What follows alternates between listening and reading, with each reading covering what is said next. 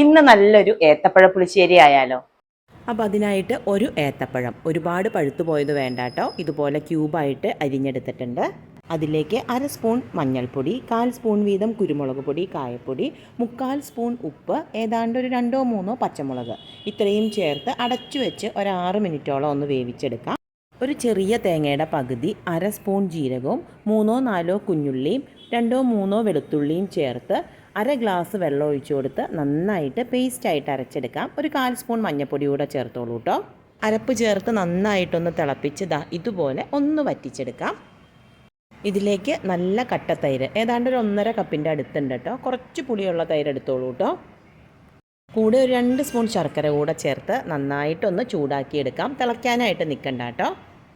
താളിച്ച് ചേർക്കുമ്പോൾ കടുക് പൊട്ടിച്ച് ഇതുപോലെ കുഞ്ഞുള്ളി നന്നായിട്ട് മൂത്ത് വന്നാൽ കറിവേപ്പിലയും ഉണക്കമുളകും ചേർത്ത് മൂത്ത് വരുമ്പോൾ 1 സ്പൂൺ മുളക് പൊടി കൂടെ ചേർത്ത് താളിക്കണേ.